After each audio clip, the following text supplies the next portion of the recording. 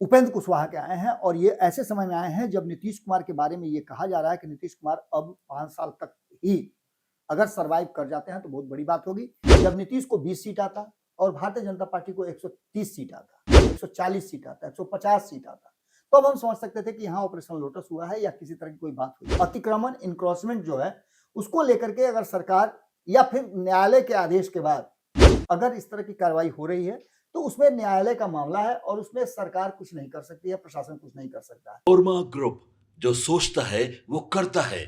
आपके अपने सपनों का आशियाना। एक बार फिर से आपका बहुत बहुत स्वागत करते हैं। आज फिर हमारे साथ दीपक हैं। आज भी बात बिल्कुल वही है। कई सवाल थे जिन सवालों का जवाब दीपक चाह रहे हैं। वो सवाल सिर्फ दीपक के नहीं है बल्कि आप सभी के भी हैं। सवाल ये कि क्या जो चर्चाएं चल रही हैं, आपने देखा भी होगा कि मैंने कल भी लगातार खबरें की हैं जिसमें मैंने बताया था कि क्या चल रहा है इस देश की राजनीति और बिहार के परिणाम के बाद जो परिस्थितियां बदली हैं उसने बहुत सारी चीज़ों को सोचने के लिए मजबूर किया है। तो निश्चित रूप से आपको पता होगा कि जब परीक्षा देकर के कोई स्टूडेंट निकलता है तो उसके मन में कई सवाल होते हैं। उसने सवाल का जवाब सही दिया है, नहीं दिया है, घर पर बैठ करके आराम से पूरे क्वेश्चन जो उसने आंसर लिखे हैं उस पर मंथन करता है और कम से कम अंक देने की कोशिश करता है कि अगर मैंने बनाया है तो इसका अंक कितना बैठाऊं। लेकिन यहाँ परिस्थिति बहुत विकट हो गई है। पूरे बहुमत से, डिस्टिंक्शन से एनडीए पास हुई है, लेकिन उसके बावजूद भी एनडीए को लेकर के, उस परीक्षा के परिणाम को लेकर के अभी तक कोई भी चीज आधिकारिक रूप से ऑथेंटिक नजर नहीं आ रही है। हालांकि एनडीए की तरफ से ये कहा जा रहा है कि सब कुछ ठीक है, लेकिन चूंकि सरकार यहां भी गठबंधन की है, दिल्ली में भी बैसाखी पर सरकार चल रही है और इसको लेकर के देश भर से आंकड़े जोड़ जोड़ करके विपक्ष अपने को खुश करने के लिए रास्ता खोज रहा है। तो क्या यह विपक्ष की खुशी होने की जो कवायद है उस कवायद को मीडिया भी मैनेज कर रही है? मीडिया में जो चर्चाएं आ रही हैं उसके क्या मायने हैं? खबर दीपक ने भी एक किया था जिस पर मैंने भी चर्चा किया था दीपक से कि केंद्र की सरकार जो है वो बिहार में अपने हिसाब से, अपने अनुसार, अपने चाहते लोगों को बिहार भेजने का कवायद जो है शुरू कर चुकी है। उसके भी असर होंगे। नीतीश कुमार गृह विभाग दे दिया, उसको लेकर के हो हल्ला मचा हुआ था। बात यही नहीं थी, इसके अलावे ये भी कहा जा रहा था कि भारतीय जनता पार्टी स्लाइटली जो है, जो आपने सुना होगा कभी कहते थे ललन सिंह होम्योपैथिक दवा की बात, उस तरह से अब कहा जा रहा है, विपक्ष कह रहा है, मीडिया भी कई घराने कह रहे हैं कि विपक्ष जो है वो इस बात को पूरी तरह से भीतर ही भीतर नीतीश कुमार तक पहुंचा रहा है कि आपका होम्योपैथिक इलाज भाजपा कर रही है, कभी भी आपसे सत्ता छीने जा सकती है। मैंने एक और बात कही थी दीपक, आपको भी याद होगा जी, कि कहीं ना कहीं निशांत को सामने करके भारतीय जनता पार्टी नीतीश कुमार से उनकी सत्ता हथियाना चाहती है। इन बातों में कितनी सच्चाई है? क्या ये तथ्यात्मक बातें हैं या फिर भ्रामक बातें हैं? क्या इन बातों को लेकर के बिहार की राजनीति पर चर्चा की जा सकती है या फिर जो विकास के नए नए मानक पैमाने रखे गए हैं, जो नीतीश कुमार का लक्ष्य है कि आगे वो क्या करने वाले हैं, उन सब पर हम चर्चा करें। चर्चा का विषय निश्चित रूप से विकास होना चाहिए। सरकार ने वादे किए हैं, उस पर सरकार का क्या लक्ष्य है, लेकिन चर्चा एक बार फिर से उन्हीं बातों पर आकर के टिक गई है कि बैसाखी पर टिकी हुई है सरकार है। यूपी और बंगाल चुनाव से पहले इस देश में बड़ा राजनीतिक उथल पुथल होने वाला है, क्योंकि नीतीश कुमार के पास भी विकल्प मौजूद है, चंद्रबाबू नायडू के पास भी विकल्प मौजूद है, और महाराष्ट्र में जिस शिंदे के साथ भारतीय जनता पार्टी सरकार का हिस्सा बनी हुई है, वहां भी शिंदे अपने आप को चाहते हैं कि वो अब आजाद हो जाए। इसके अलावा झारखंड की भी चर्चा होती है कि झारखंड में हेमंत सोरेन अपने दम पे सरकार बनाने की स्थिति में है, लेकिन भाजपा उनको मजबूर कर रही है। ये सारी बातें भ्रामक हैं, तथ्यात्मक हैं या तथ्यहीन हैं, ये चर्चा का विषय तो है ही, लेकिन सबसे बड़ी चर्चा हम बिहार से शुरू करेंगे। दीपक, आपके जो सवाल थे उसी से मैं शुरुआत करता हूं कि आपने कहा था कि अधिकारियों को भेजा जा रहा है, जिसमें से शुरुआत हो चुकी है और केंद्र अपने मनचाहे अधिकारियों को बिहार भेज करके, चूंकि गृह विभाग जो है अब भाजपा के पास है, बिहार का मोदी के करीबी अधिकारी। बिल्कुल। तो आप इस बात को समझिए कि कोई भी ऐसा अधिकारी नहीं होगा जो मोदी के करीबी नहीं हो। सिंपल सी बात है कि अगर आईएएस कोई आता है तो केंद्र से ही आता है, और जब केंद्र से आता है तो उसकी नजदीकी, उसका अपॉइंटमेंट, सब कुछ ऊपर से केंद्र ही की देखा सरकार जाता, ही बिल्कुल। करती है। तो ऐसी स्थिति में इस खबर को एक अलग ब्राउनी पॉइंट लेकर के या फिर तथ्यों को उलझाने की एक कोशिश मात्र से ज्यादा कुछ नहीं है। आपने सम्राट चौधरी को सुना, लगातार इधर सम्राट चौधरी के बयान है, सम्राट चौधरी को लेकर के कई बातें आप लोग चला रहे थे, कई मीडिया चैनल चला रहे थे कि बुलडोजर बाबा हो गए हैं, फलान हो गए हैं, ठिकान हो गए हैं। बिल्कुल लगातार। जिसका जवाब भी उन्होंने दिया जी, कि मैं कोई बाबा नहीं हूं, मेरा नाम सम्राट है और सम्राट ही रहेगा। बिल्कुल।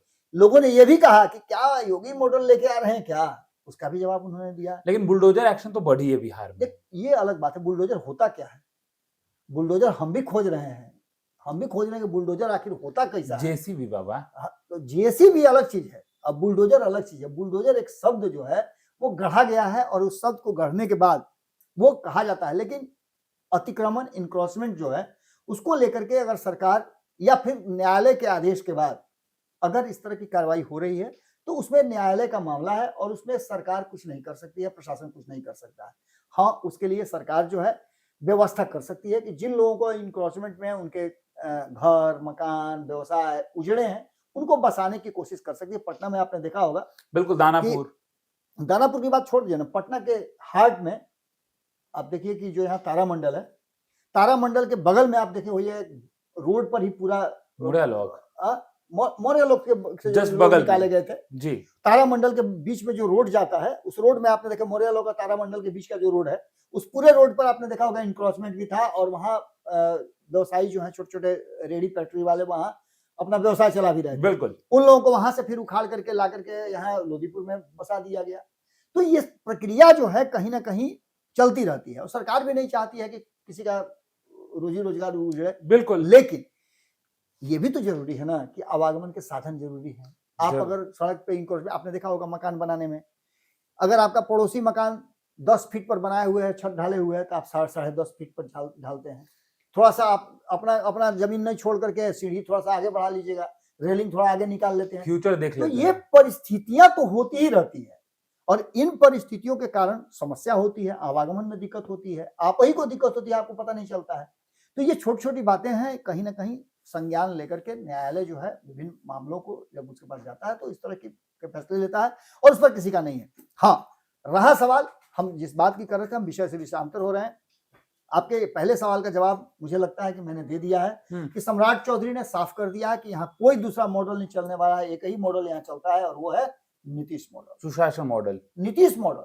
अब नीतीश मॉडल में सुशासन भी आ जाता है, न्याय के साथ विकास भी आ जाता है, विकास पुरुष भी आ जाता है और 20 साल में नीतीश कुमार ने जो किया उसके सारे सेलुलाइट की तरह आपके पिक्चर में वो चीजें आनी शुरू हो जाती है। लेकिन एक बड़ी बात है बाबा, आपने कह तो दिया कि नीतीश मॉडल, सुशासन मॉडल या नीतीश के अंदर जो भी मॉडल आते हैं वो सभी मॉडल, लेकिन एनडीए जिस तरीके से बिहार में ऑपरेशन लोटस में सक्सेसफुल होती है, लगातार उसके बाद बिहार के अगल बगल के जो राज्य हैं, बंगाल, यूपी, झारखंड, यहाँ पे भी एनडीए का साफ तौर पर असर जो है अभी से दिखाई देने लग गया है। दो बातें आपने कही, आपने कहा बिहार में ऑपरेशन लोटस, बिहार में कहीं ऑपरेशन लोटस आपको नजर नहीं आएगा। बिहार में सिंपल सी बात आप देख लीजिए कि यहाँ पर भारतीय जनता पार्टी का इन्फ्लुएंस आप हमको बताइए। 89 सीटें आ जाना भारतीय जनता पार्टी को उपलब्धि नहीं है। भारतीय जनता पार्टी नीतीश साथ में उपलब्धि है, बिल्कुल। भारतीय जनता पार्टी की उपलब्धि तब मानी जाती जब नीतीश को 20 सीट आता और भारतीय जनता पार्टी को 130 सीट आता, 140 सीट आता, 150 सीट आता, तो अब हम समझ सकते थे कि यहाँ ऑपरेशन लोटस हुआ है या किसी तरह की कोई बात हुई है।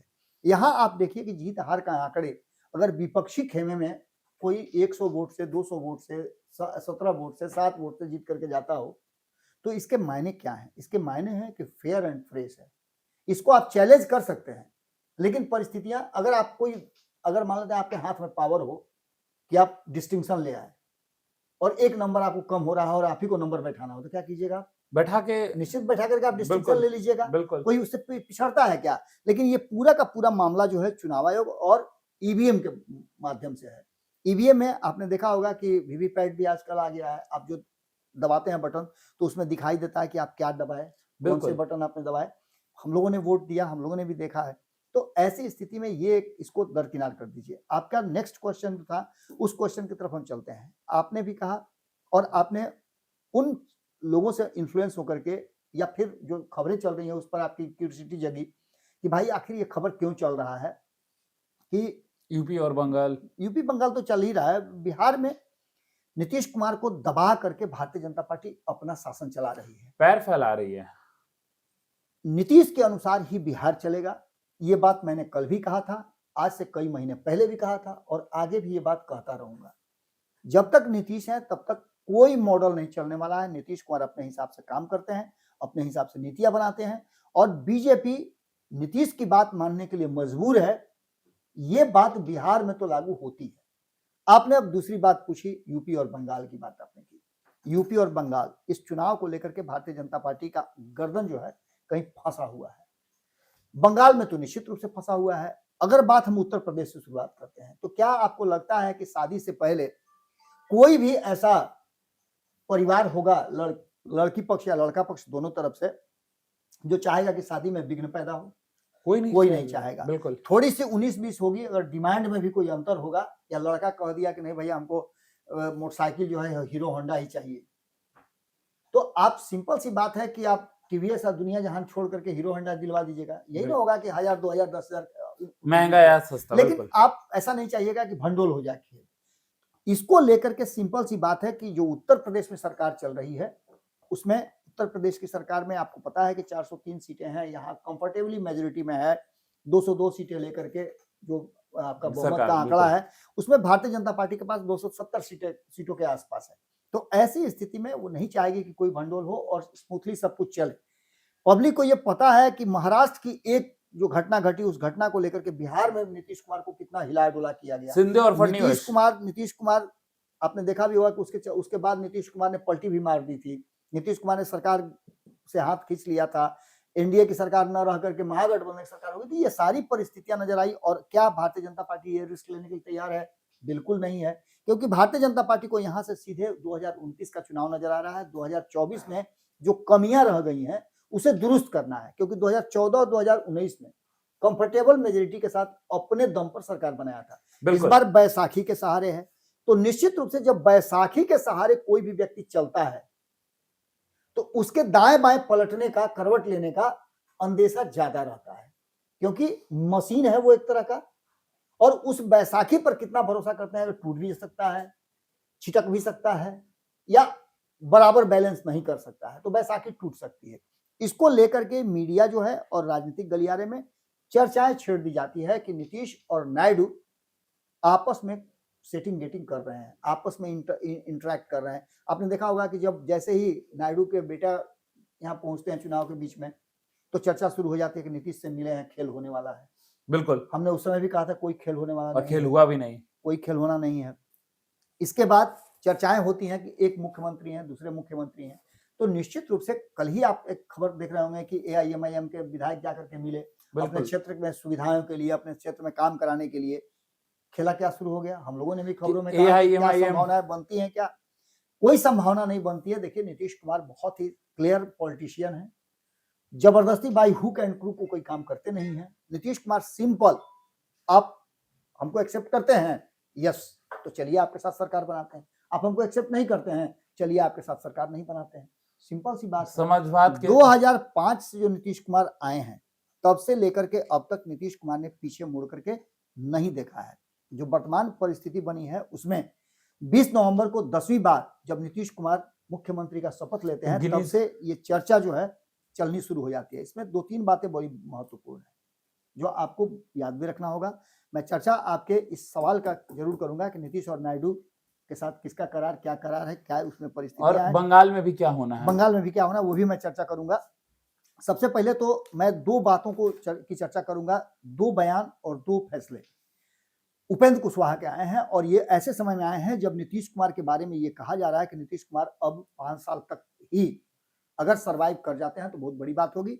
इस बीच में नीतीश कुमार के उत्तराधिकारी की चर्चा होने लगी है, बहुत सारा की बातें चर्चा होने लगी है। ये भी चर्चा होने लगी है कि भारतीय जनता पार्टी चाहती है कि निशांत को सेकंड लीड दे दिया जाए और फर्स्ट लीड लेकर के भारतीय जनता पार्टी निशांत को भी राजनीति में एंट्री करा दे। बिल्कुल, लेकिन नीतीश कुमार अपने रहते हुए तो ये करेंगे नहीं। लेकिन उपेंद्र कुशवाहा ने कहीं ना कहीं नॉक किया है। उपेंद्र कुशवाहा आज से कुछ दिन पहले जब उन्होंने पहली बार ये कहा था कि निशांत को राजनीति में आनी चाहिए, तब मैंने इस बात पर क्वेश्चन खड़ा किया था कि चाचा को इतने दिनों के बाद, 40-42 साल के हो गए हैं, उसके बाद चाचा को अचानक से याद आती है भतीजे की। बिल्कुल। तो ये रास्ता कहीं ना कहीं उपेंद्र कुशवाहा उस रास्ते से अपना रास्ता मजबूत कर रहे थे और उन्होंने एक बात तो कह दी, दूसरी बात दाएं हाथ से खाते रहिए बाएं हाथ से मक्खी भगाते रहिए, दो बातें उन्होंने कही। इन दोनों बातों का आंसर अगर आप देखिए तो उनके फैसले में नजर आता है। पहला कि उन्होंने दाएं हाथ से खाया और बाएं हाथ से मक्खी हटाया, अपनी पत्नी को चुनाव मैदान में उतारा और अपना एक उत्तराधिकारी तो उन्होंने तैयार कर लिया। बिल्कुल, अपने बेटे दीपक प्रकाश अब को। ऐसे में वो नीतीश कुमार को भी चाहेंगे कि वो भी उनके रास्ते निकल पड़े।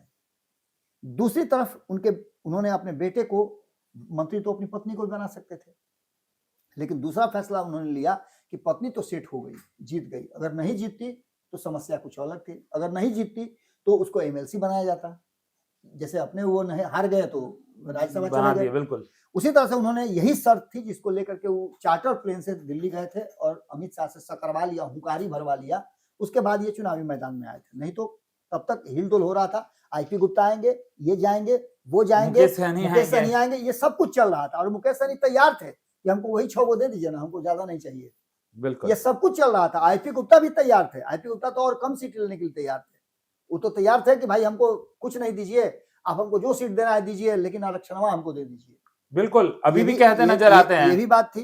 तो ऐसी स्थिति में उपेंद्र कुशवाहा ने देखा कि पत्नी तो जीत ही गई, एक खाना तो भर गया, अब दूसरा बेटा को भी अभी सेट कर दिया जाए, मंत्री एमएलसी वाला बना सीटवा है तो उसको ले ही लिया जाए, तो मंत्री बना करके एमएलसी वाला सीट ले लेंगे। तो ये परिस्थिति तो उन्होंने उत्पन्न कर दी। अब वो चाहते हैं कि नीतीश कुमार इसी रास्ते पर निकल पड़े, लेकिन ये आज संभव नहीं लगता है। इसके लिए समय रहते नीतीश कुमार को अपना उत्तराधिकारी सेलेक्ट करना चाहिए। ये बात कह करके उन्होंने कहीं ना कहीं इशारा भी किया है कि जगदेव बाबू यही गलती न किए थे, जगदेव बाबू यही गलती न किए थे कि अपने पार्टी का उत्तराधिकारी नहीं बनाया, शोषित समाज दल बर्बादे ना हो गया। और आज तक कोई फिर दिखा आज नहीं। तक उनके बेटा भी है तो वो भी टपला खा रहे हैं, कभी इधर कभी उधर, कभी अपनी पार्टी लेके चलते हैं तो कभी उस गठबंधन में कभी उस गठबंधन में। भाजपा में बेचारे आए थे कि पत्नी को या उनको टिकट मिलेगा, वो भी नहीं हुआ। तो कहीं ना कहीं निश्चित रूप से ये यहाँ तक तो उपेंद्र कुशवाहा की बातें सही है।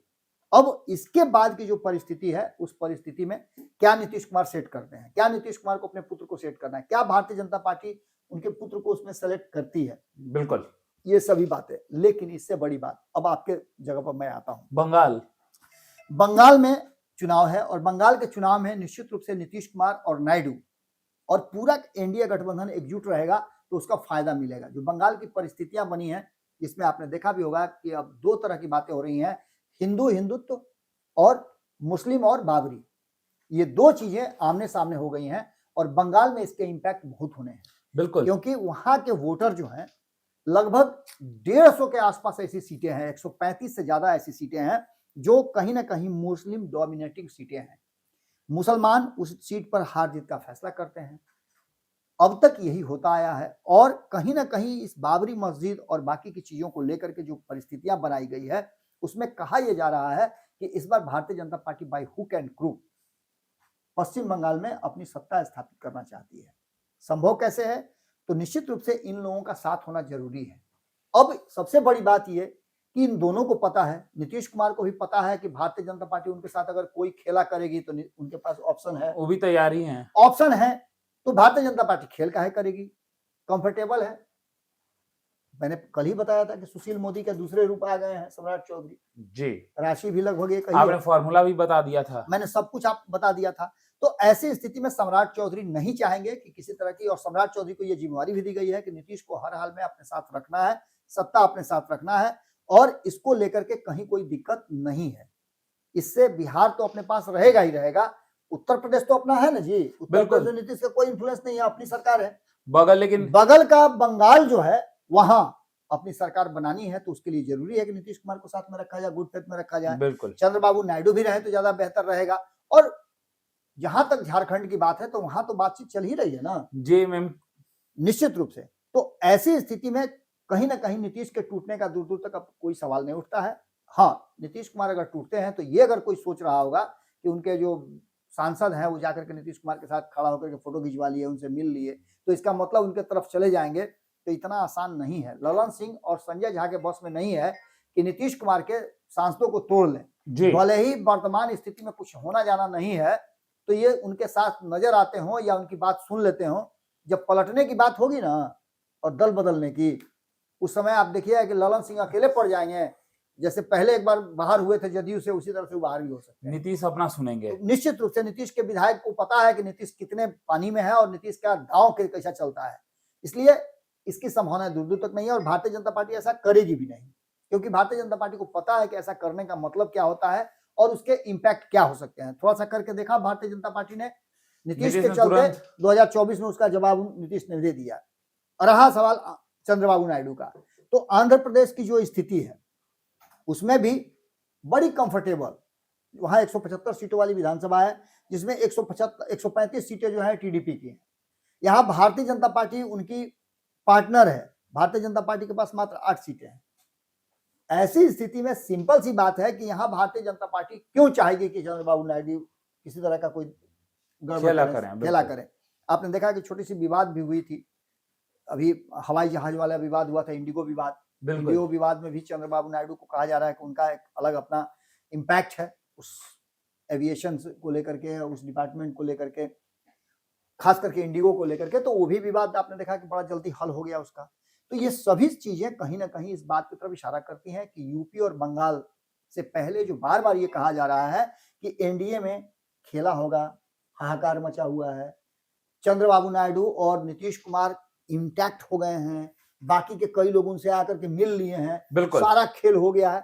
इन सारी बातों को कहीं ना कहीं आप ताखा पर रख दीजिए या फिर ऐसा जगह रख दीजिए जहां भूला जाइए, यादें नहीं आए, आपको यादें नहीं आए, कुछ नहीं होने जाने को है। हाँ, हम लोग जैसे लोग हैं, कई लोग हैं यूट्यूब पे अपना चैनल चला रहे हैं, मीडिया में बने रहना है, कुछ ऐसा कहना है जिससे कि टीआरपी कुछ आते रहे, कुछ ऐसा और सेंसेशन क्रिएट होता रहे, इसके चलते हम जितनी भी बातें कह लें। लेकिन फैक्ट यही है कि परिस्थितियां बिल्कुल नहीं नजर आ रही हैं और न कोई आंदोलन जैसी चीज नजर आ रही है। बिल्कुल सारी चीजें भारतीय जनता पार्टी और एनडीए ने एकदम अपने क्लच में रखा है, अपने गियर में रखा है, अपने स्टेयरिंग पकड़ के रखा है। इसका मतलब सीधा है कि विपक्ष जितना भी करवाना चाहे या करना चाहे वो संभव नहीं लगता। इसके लिए कोई ना कोई बड़ा आंदोलन होना चाहिए और बड़ी बात होनी चाहिए। ये छोटी छोटी बातें कहीं ना कहीं जनता ने नकार दिया है। अब किसी बड़े कॉज के लोग को लेकर के परिवर्तन होगा, छोटे छोटे कॉज यूं ही समाप्त कर देती है भारतीय जनता पार्टी, इसको एकदम सब मान के चलिए। रहा सवाल कि जब ये लोग अगर ऐसा कुछ करते भी हैं, कोई करार इनके बीच में होता भी है, तो ये करार बहुत बड़ा होगा और ये हल्ला करके डंका बजा करके थोड़े होगा। बिल्कुल भीतर ही भीतर चुपचाप और महागठबंधन या इंडिया गठबंधन छाप, यही ना होगा। बिल्कुल, इसमें हल्ला करने की जरूरत कहाँ है कि फिर भाजपा तैयार हो जाए, अपना खेल शुरू कर दे। होगा भी तो चुपचाप होगा और थोड़े इस तरह से मीडिया को कह करके कि सुनिए ना, हम लोग एक साथ करार कर लिए हैं, ऐसा थोड़े होने वाला है। हाँ, निश्चित रूप से बातें की जाती हैं। कई लोगों को मैं देख रहा हूं कि उनकी दुकान जो है वो इसी बात पर चल रही है कि रोज वो कहीं ना कहीं सरकार गिराते हैं और सरकार बनाते हैं। कुछ नहीं होने जाना है, लिख लीजिए। मैं जो बार बार कहता था कि सरकार गिरने वाली, सरकार गिर जाएगी, और ऐसा हुआ भी है। अभी वर्तमान में कम से कम 2028 तक लिख लीजिए, 2028 तक कुछ भी होना जाना नहीं है। 2028 तक भारतीय जनता पार्टी चाहे जितना भी उसको स्टेप पीछे करना पड़े, वो कुछ भी नहीं करेगी, अपने साथियों को किसी तरह से डिस्टर्ब नहीं करेगी और सबकी डिमांड को पूरा करती रहेगी। राज्यों को जो चाहिए वो मिलता रहेगा। प्रधानमंत्री ने भी ये बात कह दिया है कि बिहार मेरे विशेष नजर के सामने है, बिहार के विकास के लिए जो करना पड़ेगा मैं करूंगा। बिहार की जनता ने मुझे भर भर के वोट दिया है, मैं उसका साथ दूंगा। ऐसे में वही स्थिति आंध्र प्रदेश के साथ भी लागू होती है और वही स्थिति बाकी के राज्यों के साथ भी लागू होती है। उत्तर प्रदेश और पश्चिम बंगाल, इन दो राज्यों को जो चाहिए वो भारतीय जनता पार्टी देने के लिए तैयार है। आने वाले चुनाव में आप देखिएगा बिहार की तरह कई ऐसी घोषणाएं होंगी जो कहीं ना कहीं बंगाल चुनाव को प्रभावित करेंगी। उसकी भी तैयारी शुरू हो चुकी है, मंथन शुरू हो चुका है, आरएसएस ने अपना डेरा डाल दिया है और कहीं ना कहीं अब इन सब बातों का कोई स्थान नहीं है। तो चलिए अब ये देखना दिलचस्प होगा कि क्या कुछ होता है बंगाल में और क्या कुछ होता है झारखंड में, क्योंकि नीतीश कुमार का बिहार में एक बड़ा फैक्टर है। नीतीश कुमार को चाणक्य कहा जाता है बिहार की राजनीति में, और क्या कुछ जो है वो एनडीए इस बार करती है बंगाल और झारखंड चुनाव में। तो तमाम ऐसे ही खबरों के लिए हमारे साथ बने रहे। भारत लाइव देख रहे थे आप, धन्यवाद। आपके सपनों को हमने सजाया है। ई होम्स पैनोरामा को हमने बनाया है। ई होम्स मेरा एक सपना था जिस पे मैं पिछले 4 साल से काम कर रहा था। हमने जो बनाया है वो सबने है माना। ई होम्स पैनोरामा में हो आपका भी आशियाना। और फाइनली हमने 2021 में इस प्रोजेक्ट को लॉन्च किया। बहुत लोग अप्रिशिएट कर रहे हैं कि पूर्णिया जैसे शहर में बिहार के, एक तो बिहार की बात करें उसमें भी पूर्णिया जैसे छोटे जगह में इस तरह का लाइफस्टाइल देना, ये सुन के हम लोगों को बहुत अच्छा लगता है। ई होम्स में हमने कुछ और भी किया है, जैसे हम जिस जगह में रह रहे हैं हमारे फैमिली सिक्योर हो, उनको सिक्योरिटी का ध्यान में रखा है।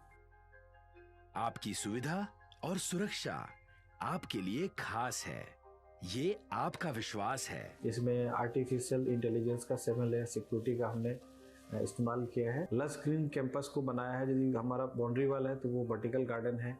ये जितनी भी फैसिलिटी होता है एक इंटरनेशनल टाउनशिप में ई होम्स है, ये हम लोग विश्वास नहीं कर पा रहे हैं। जो भी हमारे मित्र दोस्त या जो भी हमारे बाहर के बाहर आते हैं तो हम लोगों को बहुत अच्छा सुनने को मिलता है और बहुत अच्छा क्रेडिट मिल रहा है। वो सारा हमने सिर्फ एक बिल्डिंग नहीं बनाया, हमें एक बहुत अच्छा लाइफस्टाइल दिया ई होम्स में, और मेरा एक सपना था जिसको मैं आज फुलफिल होते हुए देख पा रहा हूँ। ये आपका आवास है। ई होम्स पैनोरामा में अब आपका निवास है। E Homes Panorama, luxurious lifestyle redefined. Panorama group, जो सोचता है वो करता है। अगर ये वीडियो पसंद आई और वह बिहार के राजनीति और बिहारियत से सरोकार रखेनी तो सब्सक्राइब बटन दबा के चैनल के सब्सक्राइब कर ली। ओजे एगो घंटी बा, ओकरा बटन दबा देला से कुल सटीक और मारक खबर रुआ मुफ्त में मिल जाई। अगर रुआ पत्रकारिता के हमनी के नया प्रयोग में सहयोग कर चाहतानी तो ज्वाइन बटन दबा दी। पेटीएम नंबर नोट कर ली 9386816700।